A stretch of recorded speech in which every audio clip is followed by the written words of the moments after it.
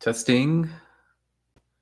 I think that's working. This is my first time going live, so I'm open to any feedback. Hopefully I'm live. It looks like I am right now.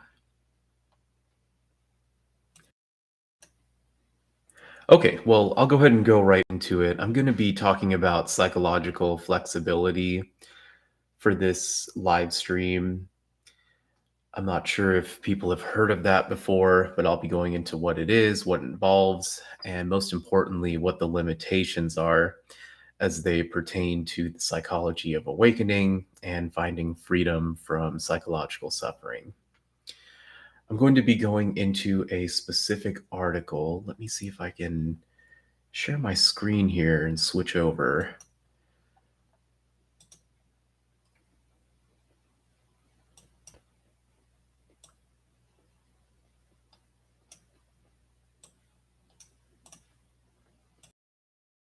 Okay, I think that's working. Might be double screening right now, maybe not.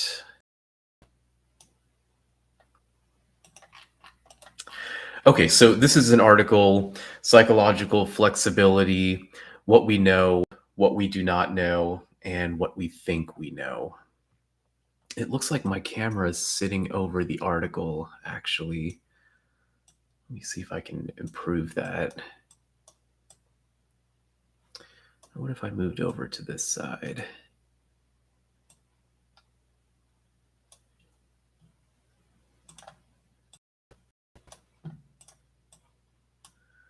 Okay, that looks better. I just see myself then. Wasn't expecting many or any viewers for this one, so this is mainly a practice run for myself.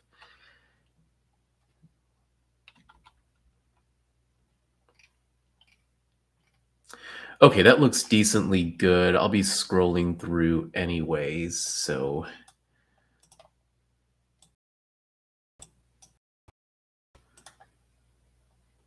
okay, I'll go ahead and do that. Okay, that looks good enough. I'll go ahead and go with that. So, yes, the article name Psychological Flexibility, What We Know, What We Do Not Know, and What We Think We Know. This is getting into the heart of certain modern approaches within clinical psychology, especially acceptance and commitment therapy and process based therapies. Again, these are very relevant to the psychology of awakening because when we turn to Western based approaches, if we're not looking at medicine, which we honestly should not be as the first line treatment for the vast majority of mental health conditions, there are some exceptions there, but that's not the point of this video.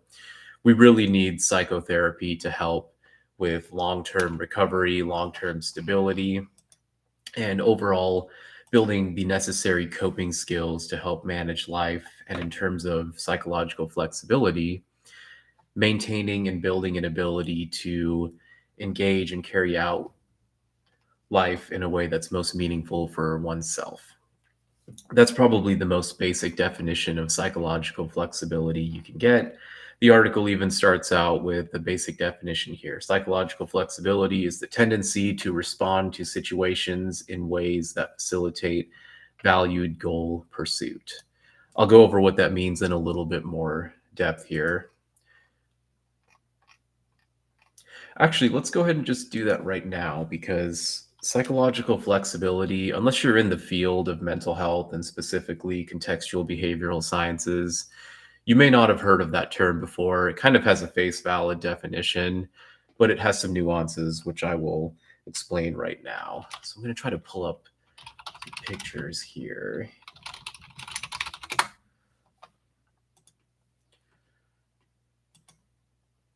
All right. Let me try doing this.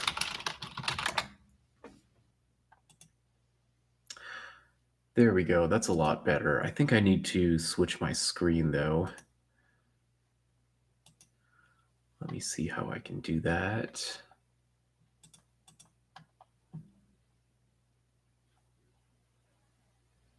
Okay, I'll hit stop sharing, share screen, And we'll go this one. Okay, I think you can see that.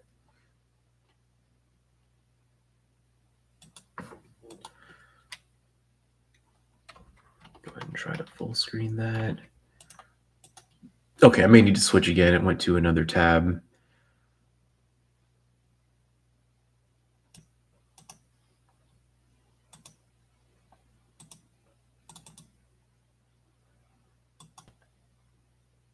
Okay, there we go. I think that's decently visible at least. So psychological flexibility, this is based in research which I would say started about 40 years ago, somewhere in that ballpark. I mean, if you really want to trace it back, we can go all the way back to B.F. Skinner. But in terms of modern formulations for RFT or relational frame theory, that'll be a whole other video or series of videos. That's where the basis of psychological flexibility really started. There's a number of key researchers involved with that. Probably the most well-known is Stephen C. Hayes, psychologist. And a lot of his work is out there and serves as the source for not only relational frame theory, but also psychological flexibility. Certainly a whole other slew of names involved, but that's one of the big ones.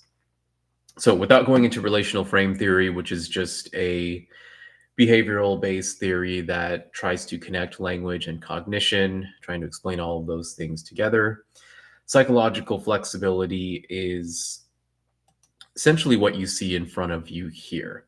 We have two parts, and psychological flexibility is what we call transdiagnostic.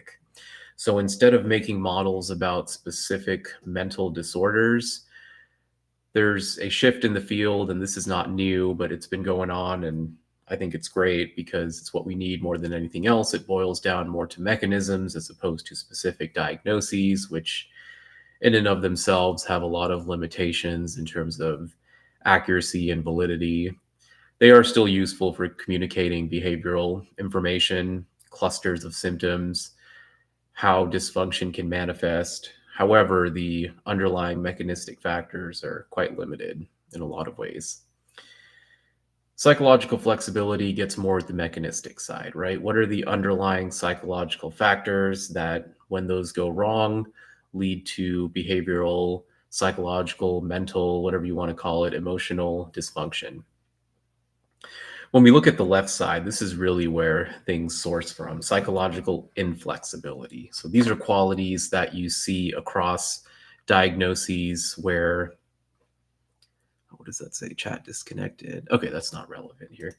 This is where when you see dysfunction, you are going to notice similar patterns across a variety of diagnoses.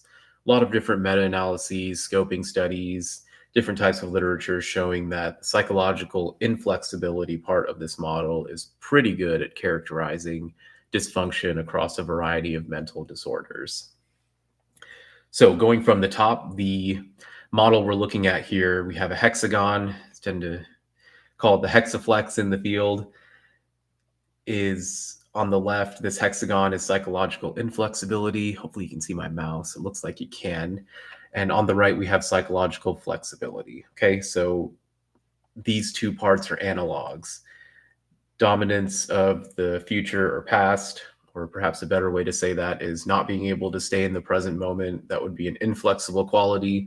Whereas on the other side, being able to stay in the present moment, maintaining that awareness despite what you might be going through psychologically, that's a flexible component. Because as you can imagine, if you were trying to pursue goals that are important to you, you need to be able to stay in the present moment. Otherwise, you're spending your time doing things that are not so important to you, like ruminating, negative thought processes, trying to deal with your psychological difficulties. That keeps you from doing what's important for yourself. Okay, and the next one here is a lack of clarity or contact with values. And on the right, we have clarity and contact with values. Someone who's inflexible, similar to what I just said, they may not have a good sense of what's important to them in life, or they may have a good sense of what's important in their life. However, they cannot engage with what's important to them in life. An example might be someone who has severe obsessive compulsive disorder. This person may want to go out and train for a marathon, maybe being athletic, being able to attain high achievements within certain sports. Maybe those are more along the lines of values for them, but they can't because their mind keeps them at home, meticulously cleaning things, focusing on things that are not so important for them, but they don't really have a choice because they don't know how to control those symptoms. That would be an example of a lack of clarity or contact with values because they're not making contact with what's important to them because of their psychological inflexibility or psychological dysfunction. On the other side, psychological flexibility, clarity, and contact with values. Okay, so you know what your values are, and you also know how to engage with those values. That kind of gets to the next part with committed actions. But values, at least in terms of the modern understanding for psychological flexibility, these are meaningful life directions that are oftentimes based in genetics, not always. They could be environmental, as with pretty much everything in psychology, it's a mixture of the two. However, there do seem to be set values for different people, although there is some flexibility there in terms of what can be decided upon. And this really makes sense when we start to look at things more contextually. Self and environment, they aren't really separate, they are interdependent. So you can imagine how interaction on one side would also cause an interaction on the other side, and vice versa. The next part is where the behavioral piece really comes into play for acceptance and commitment therapy, process based therapies, and psychological flexibility in general. A lack of action with what's important in their life. So, this basically means not doing things that are important for yourself. If you know you want to do and attain certain things in life, pulling from my own therapy experiences in terms of providing acceptance and commitment therapy to others, might have somebody who was in the military and their primary value was serving others, and they attained that through being in the military, engaging with their squadron, helping out others, deploying, doing their duties to the fullest extent. However, they can't because something happened to them, like they lost a loved one, and now it's been over a year. Now we're getting at the prolonged grief disorder category. They can't engage with what's important to them because their mind keeps turning back to what they lost as opposed to what's most important in the present moment. Certainly, dealing with the loss, coping, grieving, those are things that you want to focus on. However, that should be within a set time frame. If we're still seeing dysfunction after a long period of time, a year or more, that's when we start to get much more concerned in terms of something that could be psychologically inflexible. Now, on the other side, committed actions, again, just like it sounds, you're able to do what's important in your life. You know what you want, you know what you value, you have set goals for it, and you attain those goals. I'm sure not everybody, but I'm sure most people have been able to do that, at least to some extent, even if it's as simple as going out on a walk because it's valuable for yourself, because you value being out in nature, because you value feeling connected. You're able to go out on a 5-minute walk. That can be very, very invigorating. It can revive a lot of psychological vitality for yourself. Even small goals are very, very important. Bigger goals certainly fit in here as well. When you go through acceptance and commitment therapy, setting out those goals into short, medium, and long term, that's something you'll often do with a therapist. Next, we have dimensions of self. This is worded a little bit differently. I would call this dimensions of self for the flexibility side. And then the inflexibility side is attachment to the conceptualized self. What we're talking about here gets a little bit deeper and touches more on relational frame theory. However, to understand this on a basic term, how you understand yourself is what this dimension is talking about. When I say yourself, when you think of the I, who am I? You often have certain thoughts like, I am Keith, or I am this person, or this is who I am. Those descriptions come through language, right? You are getting verbal thoughts that describe who you are. When you are attached to those verbal descriptions of who you are, that's when you start to run into problems on the inflexibility side. Negative thoughts, I'm a loser, I can't attain anything, I can't do anything right. When those kinds of thoughts come and you buy into them and you attach those to who you are, you start to see a whole range of mental health problems arise. Learning to detach from those thoughts, because that is what they actually are, and seeing the self as something more fundamental than the descriptions that one's mind gives, is where you start to get to have a more flexible sense of self. Even when you listen to the wording of what I say, language is describing and giving thoughts for who you are, right? It's a description of who you are. It's not actually what you are.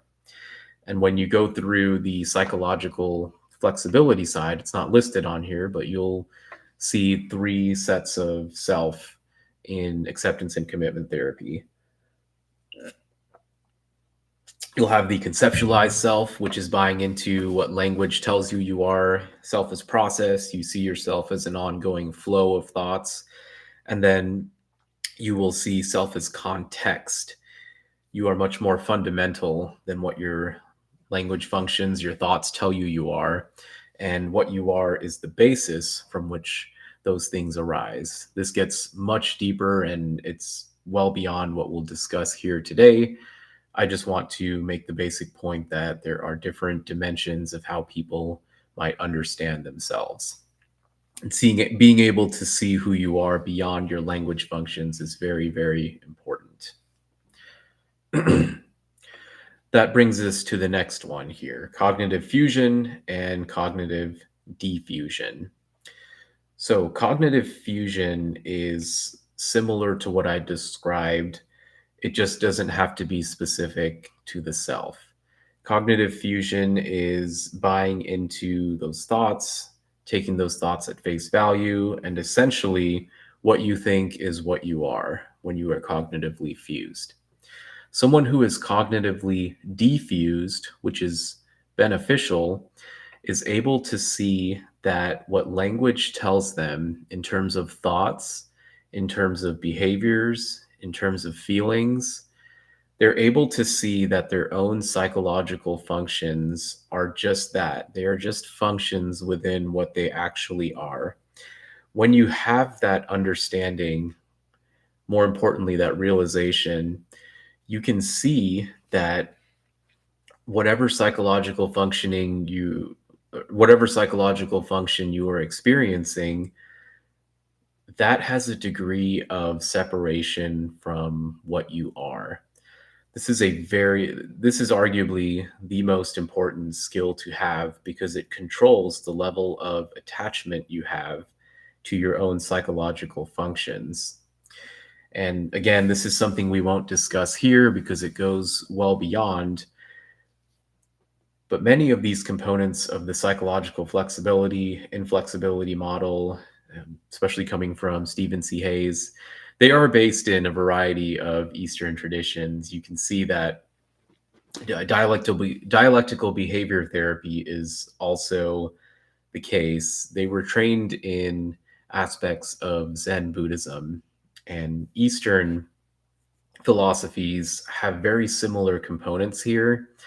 However, the benefit for the psychological flexibility model is that what we're talking about here, at least for the most part, there's still some ongoing controversies. However, for the most part, those have been settled, are based in relational frame theory, stimulus equivalence, and contextual behavioral sciences. In other words, empirically supported, we have a good scientific basis, and we have been able to validate a lot of these different components over thousands of different studies, which is certainly a good thing. So again, someone who is diffused, they are able to take a step back, right? I just had a really good example for someone I saw not too long ago. This was more in a forensic context, but still relevant. The person had borderline personality disorder, and for whatever reason, they were able to show a level of insight that I honestly have not seen in anyone else with borderline personality disorder. They were telling me that before the appointment, they were dreading what was going to happen. Their mind was telling them all sorts of, emotionally charged things about how the appointment was going to go. It was just emotional extremes back and forth, problems with regulating those emotions, which we would expect for borderline personality disorder. And he was able to tell me that, hey, I know this is what my mind does. I don't know why it does it. I don't know why it's like this for me, but I recognize that my mind twists up and conjures up weird things. I just watch it. I don't really buy into it anymore. I know it's difficult in the moment for me, but I know that that's just what my mind is doing and it doesn't have to be who I am. I was taken aback for a second. I was very impressed with that degree of insight. So that's a good example there, right? Someone who's able to see their psychological experiences for what they are as opposed to what they say they are. That is the clear distinction here between cognitive fusion and diffusion. Experiential avoidance and acceptance or willingness, again, these are pretty closely related to a lot of Eastern concepts, but I'll keep it to the science side for now. Experiential avoidance is just like it sounds. You are avoiding experience because of how psychologically inflexible you are, right? Imagine if you are stuck with your thoughts, depressive thoughts, negative thoughts, potentially even suicidal thoughts, how much it takes in terms of cognitive resources just to manage those debilitating thoughts. To what extent does that keep you from engaging with experience, right? You avoid things because if I go and try to do things, then I might have these negative thoughts. So screw it. I'm just not going to do it. I'm just going to avoid that type of experience, right? That's another way of looking at it. And then on the other side, you have acceptance and willingness. All right. So similar to what I said with the other person, someone might say, all right, I know I'm feeling depressed. I know I'm having depressive thoughts. I know I'm having whatever kinds of thoughts. They're going to happen anyways. So I might as well just accept them, take them for what they are. They are just thoughts within my mind. I'm still going to go ahead and do what's important for me anyways. Common example I gave was, for those who are in the military, they'll understand this a lot more, but you have to do PT tests when you're in the military, right? You have to run a certain amount. Let's say in the Air Force, 1.5 miles, you got to run that as fast as you can so you can pass your fitness test. As you can imagine, it's difficult to run 1.5 miles as fast as you can, right? You're going to go through challenges, not only physically, but mentally. You're going to feel fatigued. You're going to feel tired. Your body's going to slow down. You're going to feel your mind telling you to slow down, take it easy. You're going to vomit. You're going to throw up. You don't need to go this fast. It kind of tries to basically sucker you into slowing down, but you have this set goal for yourself, right? I need to do good on my PT test. I need to pass my PT test because being in the military, serving others, those are my values. To attain my values, I need to pass this PT test. Otherwise, I'm going to get limited. I can't do what I want.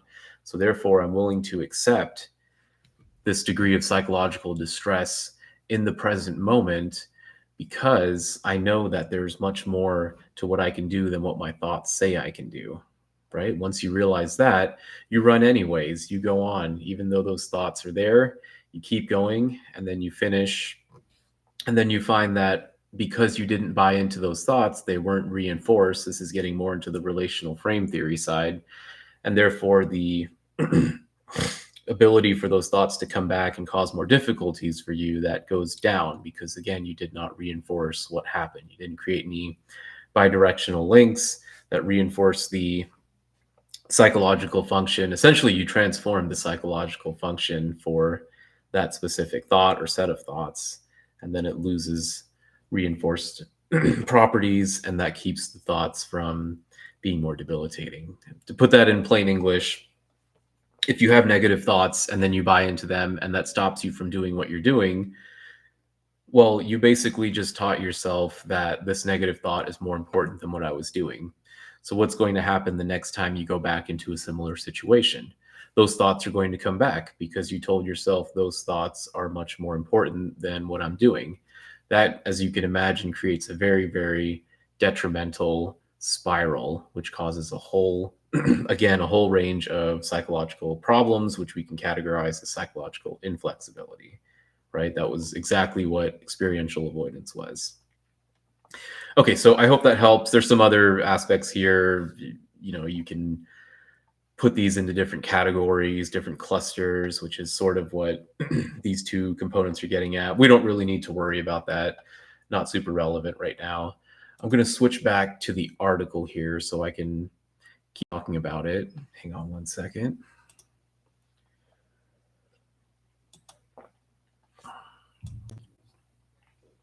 Okay, I think that did the trick. Yeah. Sorry, I'm still learning all of this YouTube stuff. It's pretty new for me, at least in terms of the level of engagement I'm doing now. But I'm going to keep at it because I want this information to be available for anyone who can benefit from it.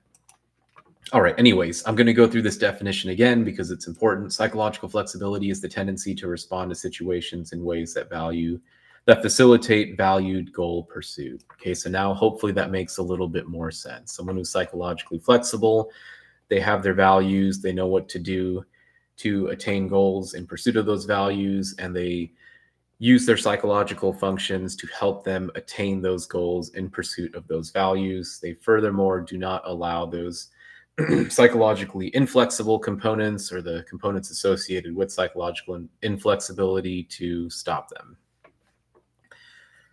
Super basic way to explain that: they do what's important to them, and if their own mind gets in the way too, well, screw those parts of their mind. They're going to do it anyways.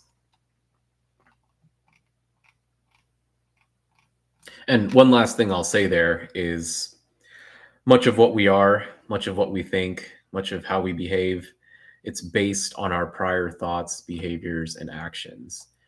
So someone who, and this isn't always the case, but it pretty much for the vast, vast majority is someone who has a debilitative disorder, whatever you want to call it, generalized anxiety disorder, panic disorder, major depressive disorder, whatever disorder you want.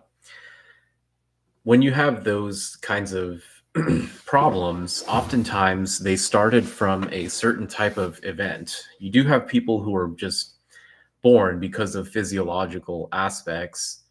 They are born with predispositions, challenges, or difficulties that lead to certain disorders. In those cases, medication especially would be useful.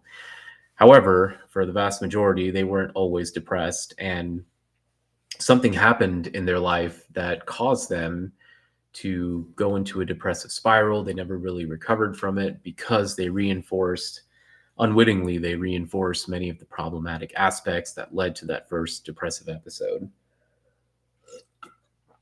What I'm trying to say here is that because the parts of behavior involved with mental health are bidirectional in the sense that they can be adaptive or not adaptive, you can train yourself, right? That's the whole point of psychotherapy. If you can train yourself and teach yourself, reinforce certain things, utilize your psychological functions in ways that are important for yourself, then you can attain whatever you want. The actual doing part for that is quite difficult. However, you can still do it, and you don't always need a therapist for that. All right, anyways, let's keep going here. So this article is getting into psychological flexibility and some of the limitations that are involved with psychological flexibility. In short, which I'll go in depth here in just a second, the model in actual practice is really good at giving transdiagnostic impressions for psychological inflexibility. It's really good at giving the mechanisms involved that lead to psychological inflexibility. In terms of psychological flexibility, the explanation power, the validity, it's not that good, to be totally honest. I mean, it's good to an extent, but it's not as good as what was initially hoped. And there's a variety of reasons for that, which I will return to in just a little bit here. Okay, so some of the intro pieces, we've already covered the vast majority of this. Acceptance and commitment therapy. This is an application of relational frame theory and psychological flexibility. That's basically all the therapy is about. Learning how to be more psychologically flexible so that you can attain and adhere to what's most meaningful in your life. This is quite different from other psychotherapies because other therapies, maybe cognitive behavioral therapy, traditional types, they're more aimed at that medical model, right? Symptom reduction. If you're trying to reduce symptoms, CBT is good at that, but that's not necessarily meaningful for someone, right? It's like, hey, we reduced your symptoms. Medication's a good example of this too in some cases. We'll give you the medicine. We took away all of the negative symptoms that you're having. I oftentimes get patients who come back in therapy and they complain that they feel numb, that they feel like a zombie. Being able to feel certain things is important, right? We don't want to completely numb out somebody. I usually give this analogy in therapy, but I'll give it here as well. Well, if you want to avoid all your negative symptoms and problems, why not just go into a coma, right? Wouldn't that solve all your problems? That's something that you should really think about because there's much more to life than just avoiding problems. So anyways, acceptance and commitment therapy is more focused on finding things that are meaningful for yourself as opposed to just symptom reduction, which is one of the main reasons I really enjoyed giving this therapy for a lot of patients. Okay, let's keep going here, see what's important to talk about next.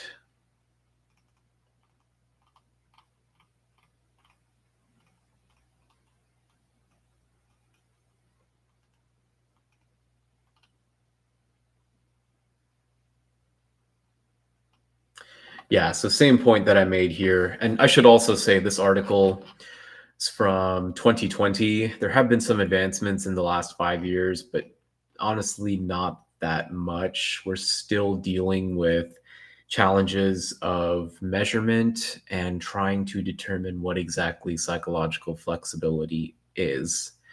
Sneak peek for later, I believe a lot of these answers have already been found out and discussed, especially on the Eastern side of literature. They are just miles and miles ahead in certain aspects for dealing with psychological suffering. However, the way they discuss things is not exactly scientific in a lot of cases. So it causes a lot of difficulty with parsing out what exactly is most important to take away. What are the mechanisms that you can boil things down to? It's more holistic in that sense, but when you are very holistic, it comes at the cost of certain details. There needs to be a balance there. That's why it's good to look at both science and spirituality and see where those align together. So yes, it says here, let me see. I think I just missed it. Yeah, right here. To date, most research on psychological flexibility has been conducted in the context of ACT. Okay. Although psychological flexibility is at the core of ACT theory and psychotherapeutic interventions, the majority of its research explores the opposite of psychological flexibility, psychological inflexibility. Okay. The psychological flexibility component is still limited. I think we've made that point well enough. I will move on here. And again, another thing that's good is when you have a transdiagnostic approach, You see this for a lot of physical medicine components as well, but pretty much in mental health, you can boil things down to mechanisms for the most part, right? Someone who has, for example, dysfunction of the frontal lobes that could manifest behaviorally as a variety of different disorders. You could see ADHD, you could even see dementias in certain cases, depending on the type of physiological dysfunction you have in the frontal lobes. You could see depressive disorders. A lot of different things can happen behaviorally. So it's also good to know the mechanistic pieces as opposed to just the symptoms. Okay. Yeah, I was going to say that a lot of different disorders that we know the psychological flexibility model and ACT work for: PTSD, anxiety disorders, depressive disorders, chronic pain, body dysmorphic disorders, trichotillomania, psychosis, substance use, basically the vast majority that you can think of in terms of mental disorders. Okay, now this is really important, and we're getting a little bit more nuanced here, which I try not to go into too much because I know for the vast majority, they probably don't care. This is where you start to get into that ivory tower stuff, but it is important in this case, so I will talk about it a little bit. A lot of the outcome data for ACT interventions, again, this has changed in the last 5 years, especially because of this article and a few others. They were based mainly on this measure called the Acceptance and Action Questionnaire, the AAQ 1 and 2. And I'm going to go ahead and show you what this is because it's very relevant. It's essentially a way to measure the degree of psychological inflexibility or flexibility that someone may have. At least that's what the attempt was. So let me go ahead and type this in. I will change my screen here in just a second.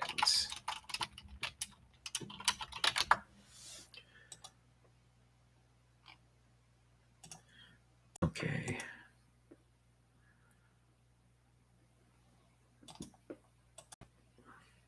Okay, there we go. Hopefully that's big enough. I have my window narrowed down a little bit, so I'm hoping on the actual video file it's big enough. But anyways, we'll go into it for now. We'll look at that later.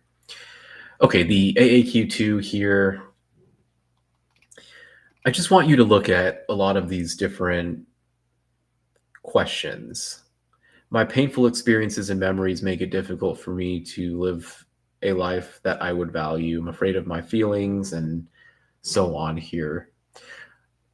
Most people would immediately notice that these questions are heavily based on the psychological inflexibility side, right? There's a certain connotation to these points. They're kind of negatively focused, if that makes sense. Hopefully it does. This has been one of the big criticisms for this measure, right? Because if we're basing all of our outcomes or the vast majority of our outcomes for therapy on this measure, because ideally acceptance and commitment therapy should be making people more psychologically flexible. So we need a way to measure that because this is science and psychotherapy and we need outcome measures and that's a big part. Then we need a measure that's able to measure what it intends to measure. This has been a concern for the AAQ, which is what this article is about. Oh, I need to switch back. Okay. Because, again, there's just one measure here. And not only is this measure singular, but also this measure has some problems to it. One of the biggest problems is what I just mentioned. It's very focused on psychological inflexibility, and there's even some criticism saying that it's more focused on trait neuroticism, which is a personality trait. We don't need to go into that here, but it comes mainly from the Ocean model and the the Neo personality inventory. That's one of the big ones that measures that, but we'll go into that in another video, which personality is relevant. It's just not for this particular one in terms of the psychology of awakening. Okay, anyways, let's go on to some of the limitations here. So I won't read through all of this. The main takeaway is that there's concerns that the AAQ2 does not measure what it intends to, and that stems with a number of problems, one of which I just explained. The other one is that it points to us not necessarily knowing what psychological flexibility is, whether even saying an is the correct terminology here. We're good at measuring psychological inflexibility. AAQ2 seems to be able to do that, although the neuroticism concern is still there. However, this flexibility piece, that's not there so much. That's the main takeaway so far. I won't bother with the psychometrics. I know that's something more nuanced. We don't really need to go into that. So essentially what this article recommends is creating their own creating their own measure, because hey, the AAQ2's got problems and we can't seem to resolve these problems, so we need to make something else. And there are a variety of other measures for psychological flexibility. The brief experiential avoidance questionnaire, that's another one. There's several others. We'll just focus on the PPFI, personalized psychological flexibility index, because this one has been getting more popularity in terms of how we measure psychological flexibility. So essentially what the authors did was they created a whole new inventory, and this article starts to determine and make claims for why this measure is better. A lot of reasons for that. Don't really need to go into it here. But I do want to show you what it looks like. So hang on 1 second.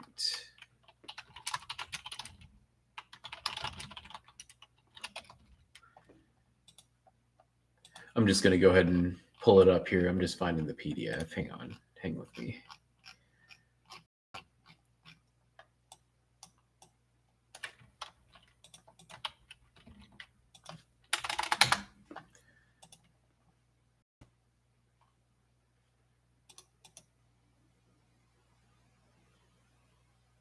Okay, and I believe this one originally comes...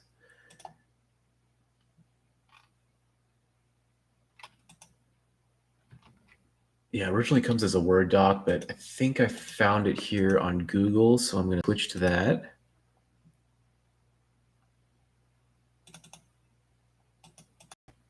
Okay, there we go. Again, I hope you can see that. I will study this video a little bit later, determine what I can do better. So hopefully you can see that for now.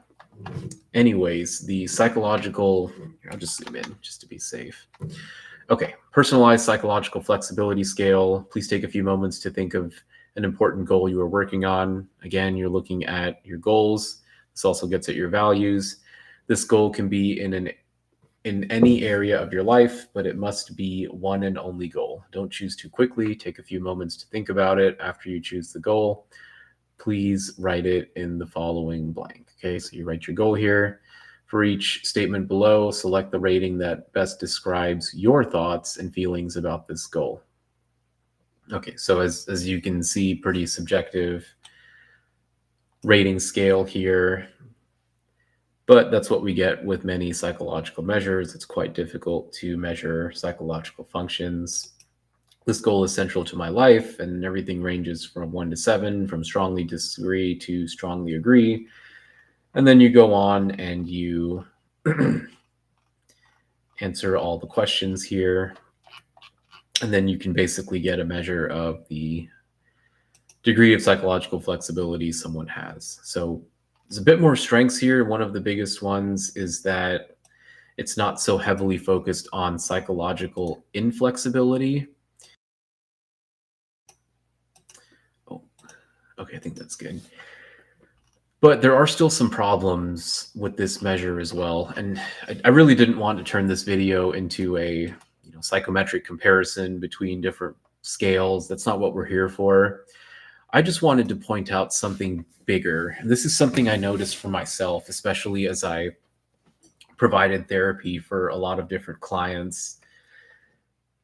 All of acceptance and commitment therapy, and pretty much all of the psychological flexibility model, they're based in relational frame theory, which is, again, a theory of language and cognition. We say cognition, but it's basically a theory of language more than anything else. Human language, verbal language. And it's good in that sense, but it's also problematic because, and let's switch back here one more time.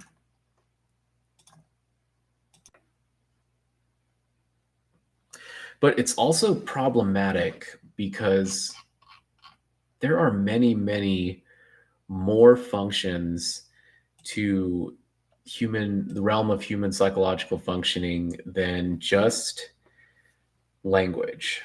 And this has been a big problem for not only acceptance and commitment therapy, but the vast majority of other psychotherapies as well. There have been some good changes, right? We do see, especially in those so-called third wave psychotherapies, that there's more focus on mindfulness practices involving attention, concentration, present moment focus. Those things are good, but more often than not, you're working on language within psychotherapies like this.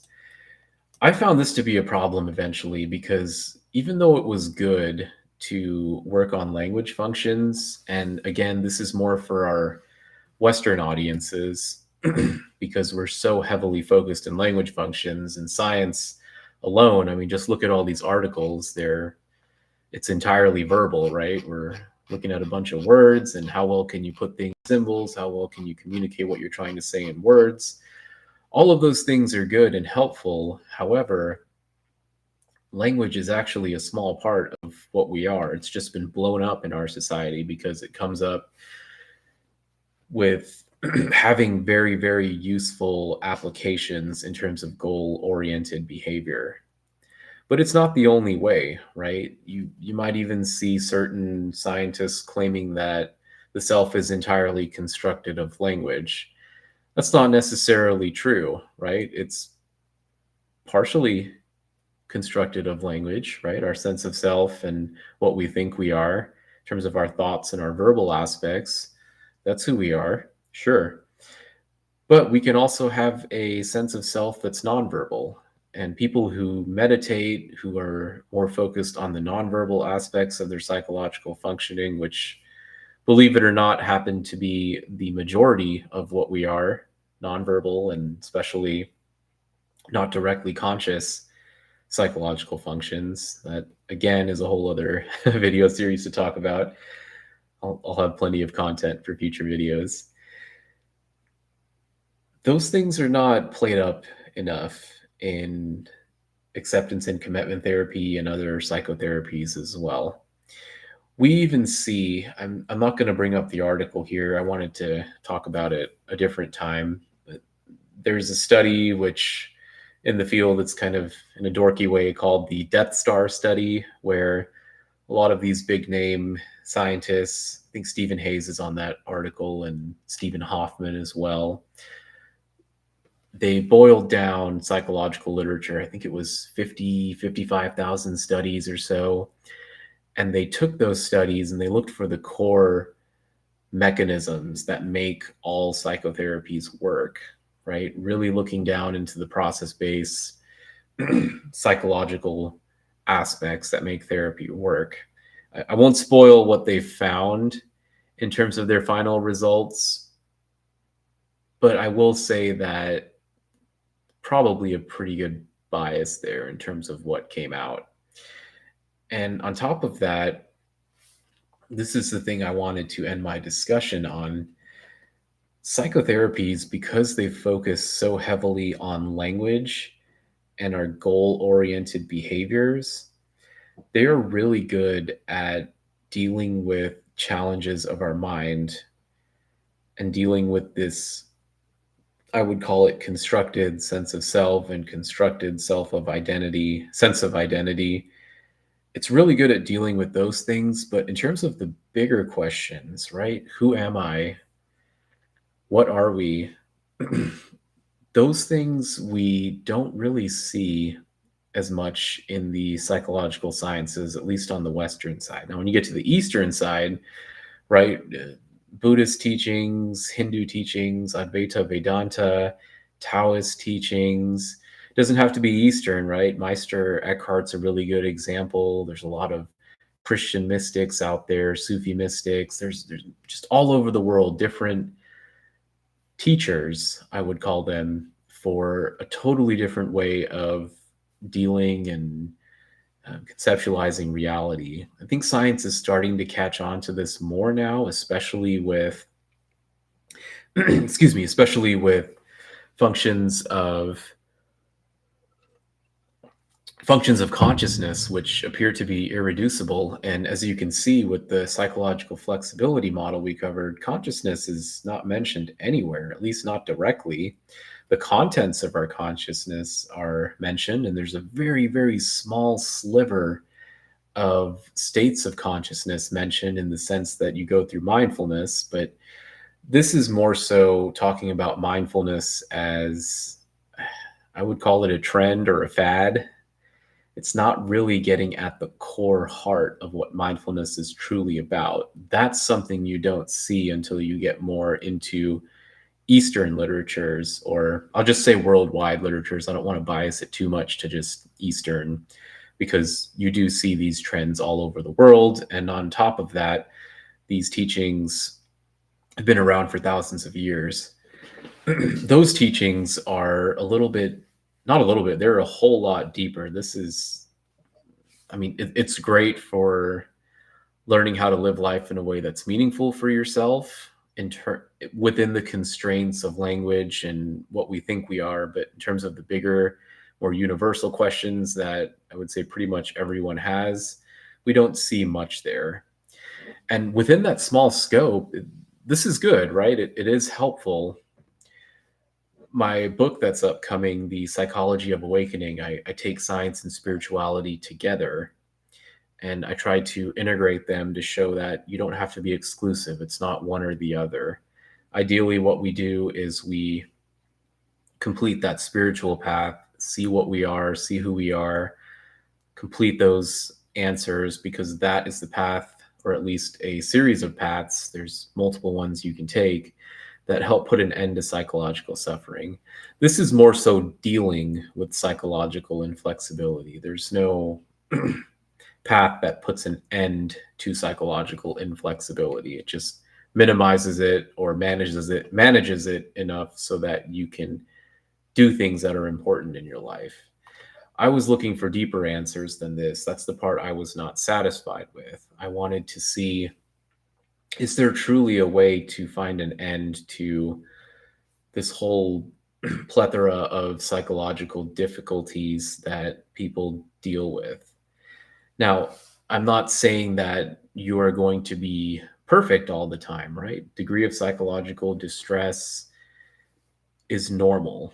That's one of the big things that we got from psychological flexibility, acceptance and commitment therapy. It's not always about being positive. It's not always about being happy.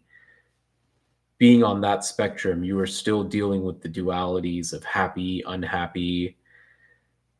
It's better to be more on that neutral front, right? You can still enjoy things. You can still do things, whether you feel positive, whether you feel negative. Those are just feelings. And that's a good part of the psychological flexibility model, is you remain diffused from all those things. There's a sense of neutrality you get when you remain diffused from all the different states that your mind might put you through.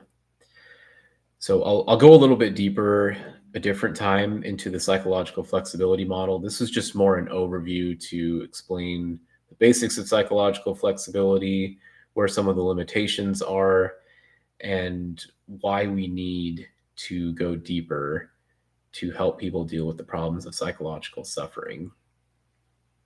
Let me see if there's anything else I want to say here.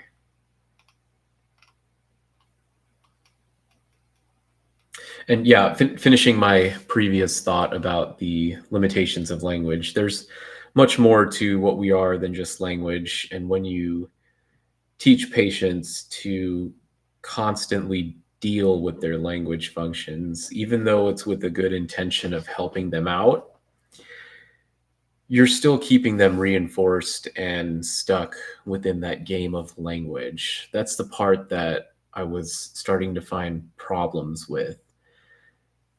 It's kind of like, thinking of a good analogy here.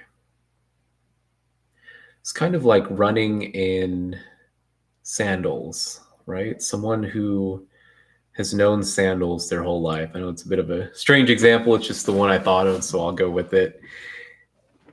Someone who has worn sandals their whole life, okay? Learning how to run in sandals, if you've ever had to do it, I've had to do it before. It's quite difficult, okay? You have to point your feet a certain way. You can't really use the balls of your feet the right way to run properly. You're basically kind of crippled in a sense because you're trying to keep the sandal on as you run at the same time. This is kind of like, all right, we're going to teach you how to run with sandals in the most optimal way. And that's great while you're wearing sandals, but why not just switch to some running shoes, right? Let's just completely pull the rug out and let's go with the better approach here. We have probably maybe 40, 50, if you want to be really generous, maybe 80, 90 years of data to support the models that are being given right here, and they're still limited in explaining what psychological flexibility is. But then on the other side, we have, in terms of what the psychology of awakening is about, we have probably, depending on how far back you want to trace it, whether you want to go to the Vedas and the beginning of Hindu teachings, what the psychology of awakening is sourced in, those teachings are at least 2,500 to perhaps 4,000 or longer years old. If you have a teaching that's been around, or a set of teachings that have been around for so many millennia like that, my cat's coming down, have been around for so many millennia, then there must be something there if it's still remaining within the overall human thought, human understanding of psychology, and how to deal with psychological suffering. So I hope that helps with giving a little bit of an explanation on why I'm trying to give something that's deeper and further than psychological flexibility, acceptance and commitment therapy, and what you see in traditional psychotherapies. I'm not trying to downplay the psychotherapies by any means. If this is what you want to do, if you're just looking for a way to deal with challenges so that you can do what's meaningful for your life within the aspects of what your mind tells you is important in life and how you want to carry out life, that's totally fine. But if you're looking for those deeper questions and answers, that's where you need to go a little bit further. And what I have found is that that is the road that can help someone find an end to psychological suffering. You will deal with psychological suffering for these models, for psychological flexibility, acceptance and commitment therapy, psychotherapies, and so on. But if you want to put an end to psychological suffering, you have to go further. So I'll go ahead and leave it at that. I don't see anyone here. I wasn't really expecting anyone to show up. I know I'm still getting this YouTube thing started. So I'll go ahead and wrap it up there, and I'll post this up. Try to learn from this video. I hope it's helpful for someone. Thanks.